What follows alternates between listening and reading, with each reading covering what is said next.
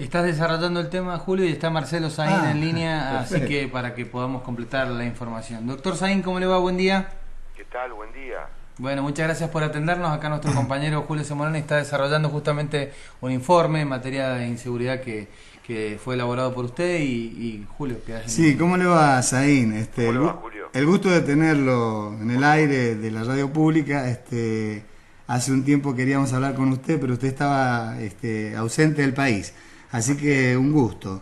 El gusto es mío. Bueno, Igual siempre hay alguna razón para abordar estos temas, lamentablemente. es cierto, pero usted señalaba que curiosamente el diario La Nación le había pedido un artículo sobre lo que es su especialidad y que usted se lo entregó allá por el mes de julio. Y bueno, han pasado un buen tiempo y no se lo han publicado. Muy probablemente, usted lo sospecha y nosotros también, porque claro, las conclusiones son las adversas a lo que hubiese querido el diario La Nación, ¿verdad?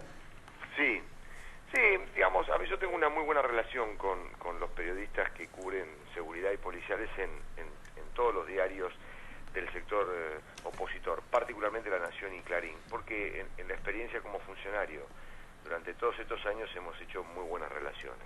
Y porque muchas veces estos periodistas también son constreñidos por las propias editoriales a los efectos de morigerar determinadas notas y demás. Sencillamente yo estaba hace un par de días en el estudio de Radio del Plata conversando sobre seguridad pública con Darío Villarroel y surge el tema de las líneas editoriales de determinados medios y ahí surgió esta anécdota, ¿no? Una anécdota en donde en realidad ellos me piden una columna, yo se la doy. En ese momento se estaba discutiendo mucho a partir de un par de tapas de Clarín en el que el diario daba cuenta de un exacerbado nivel de criminalidad y un aumento importante, de alguna opinión más sosegada, más tranquila, un poco más técnica al respecto.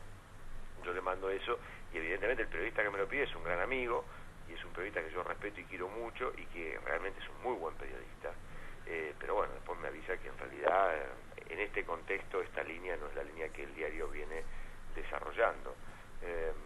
No me parece nada asombroso. De todas maneras, quiero decirte, Julio, que también los otros diarios y los otros medios tienen su línea editorial y a mí no me parece mal que lo tengan. Lo que es bueno también es digamos, sopesar determinadas cosas, porque déjame decirte que aquellos que tenemos opinión sobre esto y que tenemos o hacemos un esfuerzo por tener algún grado de coherencia a lo largo de todos estos años sobre este tema, termina siendo paria de un lado y del otro también. Claro. Cuando yo tuve algún tono crítico con relación al gobierno, digo, ayer me hicieron una entrevista larga donde había una compañera diputada nacional del Frente para la Victoria, yo dije, al gobierno le falta crear un observatorio de violencia y delito para poder neutralizar estos debates y que sea un órgano técnico que mida lo que pasa y que esté ahí con presencia de la oposición, que sea, bueno, eso es necesario para gestionar seguridad pública. Si vos no tenés claro la magnitud de delitos, dónde se cometen, de qué manera, cuáles pueden ser sus potenciales victimarios, víctimas, es muy difícil que puedas tener políticas de seguridad democráticas, serias.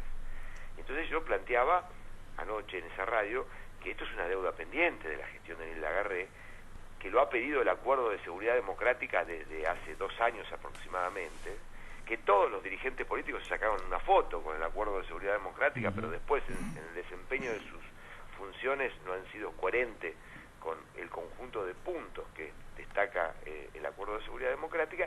Y bueno, y ahí yo lo que sentí era que, bueno, también se tira contra el gobierno nacional. Yo formo parte de la coalición política de Unidos y Organizados que respaldamos al gobierno de Cristina Fernández. Ahora, pensar que hay tareas pendientes, que cosas que todavía no se hicieron, es tomarlo como una disidencia y como una oposición, es un poco complicado también, ¿no? Está muy bien lo que hace usted, diputado Saín, porque yo diría que desde el punto de vista de los especialistas en el tema, usted y Raúl Eugenio Zaffaroni son los que hacen escuela en este sentido, tratando de replicarle a lo que puede ser el crecimiento o no de la sensación de inseguridad con datos duros, con cifras concretas, lo cual es muy difícil de bajar el nivel de esa sensación de inseguridad. Yo decía, y a lo mejor lo consulto porque puede ser de pronto un atrevimiento de mi parte, que a veces la sensación de inseguridad puede ser un dato positivo en la medida en que significa una bajísima tolerancia al nivel de criminalidad. Pero cuidado, ¿cómo se maneja eso? Porque puede ir para el otro lado e instalar la idea de que vivimos en el peor de los mundos. No sé si vamos bien encaminados. Yo creo que, a ver, todo reclamo social vinculado a este tema es absolutamente legítimo, y inclusive tratándose de reclamos un tanto difusos y sin un destinatario concreto y sin una interpretación concreta, como lo hemos visto en el cacerolazo de la semana pasada, en donde plantean, bueno, nosotros necesitamos más seguridad, bajo el supuesto de que en realidad el gobierno, a quien hace responsable de la inseguridad, está agazapado detrás de un telón, mandando a los ladrones a robar a la gente para joderle la vida. Esta interpretación, que además es una interpretación, como todo sector social, la tiene de su propia perspectiva y su propia experiencia con el crimen.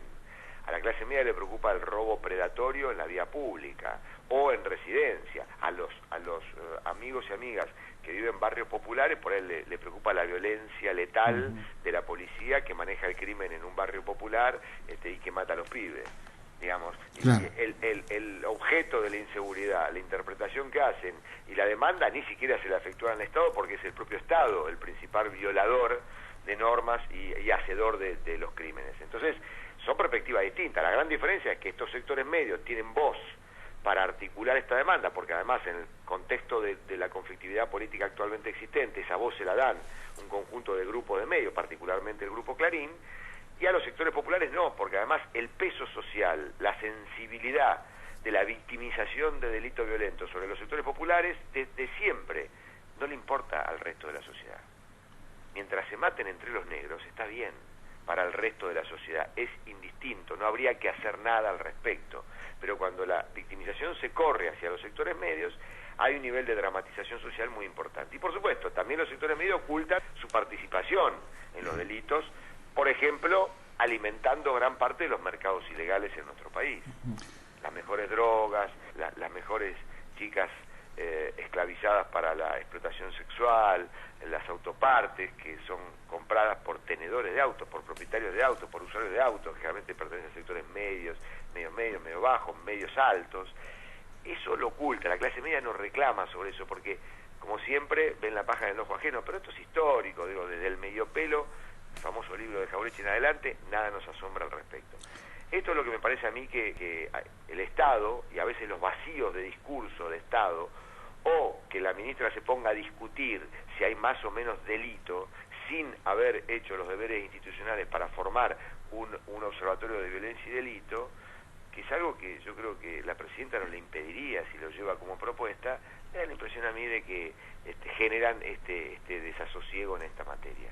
Imagínate, Julio, si nosotros tuviéramos en la Argentina un observatorio de violencia y delito, donde hagamos encuestas de victimización en las grandes ciudades del país y sepamos cifras negras de delitos predatorios, cifras blancas, dónde se cometen, de qué manera, y además podamos hacer interpretaciones de segundo escalón. Por ejemplo, si se roban muchos autos en este lugar, podemos suponer de que hay un mercado de autopartes en el mismo lugar. Bueno, imaginar dónde es que se venden esas piezas, por qué se roban esos autos, quiénes son los propietarios de los... O sea, colocarle luz a un problema que está oculto y que entonces es objeto de manipulación mediática, también puede ser de manipulación política, de un lado o del otro, ¿de acuerdo? Perfecto. Entonces esto es lo que... Porque si vos me comparás México, vos decís, ¿sabes qué? Acá en Argentina hay muy poco delito, mirá México, y yo te traigo la revista Proceso, te la pongo adelante, te doy una cabeza cortada, sí, y vos te espantás. Claro.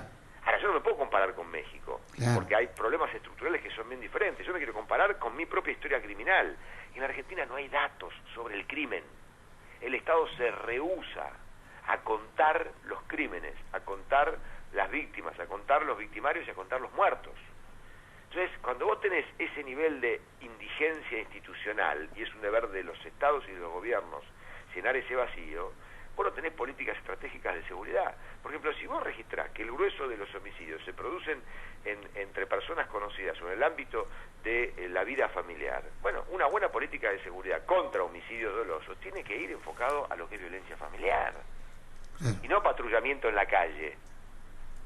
¿Te das cuenta? Entonces los mismos gobiernos que ocultan cifras son los mismos gobiernos que después compran cámaras y compran patrulleros, con lo cual están dando la razón al diario Clarín. Porque cuando se postula, acá en la capital federal, compraron a una empresa israelí una parva de cámaras y de patrulleros inteligentes que ni siquiera los propios israelíes te cuentan que ni siquiera en Israel tienen esa tecnología para cuidar los sectores medios de la capital federal. 42 millones de dólares de gasto directo el año pasado.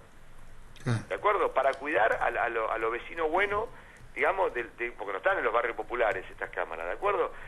De esa manera, lo que está haciendo la gestión es reconocer que la demanda de Clarín es cierta. Y el espectro de problemáticas que el sistema de prevención situacional, que un sistema de cámaras te garantiza, es sobre robos y hurtos de la vida pública, con lo cual lo que está diciendo la gestión ministerial es, tiene razón Clarín. Entonces me parece a mí, nadie problematiza de esto porque nadie sabe de esto en general, yo lo digo con total humildad, no se reflexiona críticamente sobre estas cosas, entonces se creó la cosa que la cámara te va a resolver todo. Ahora lo dicen por derecha, pero también lo dicen por izquierda. Muy bien, diputado Marcelo Sáenz, le quedamos nuevamente agradecidos por esta comunicación y las explicaciones de alguien que conoce en profundidad el tema, ¿eh? Bueno, Julio, un gran abrazo a ustedes y a los mendocinos y mendocinas. Muy bien, hasta cualquier momento. Hasta luego. Gracias.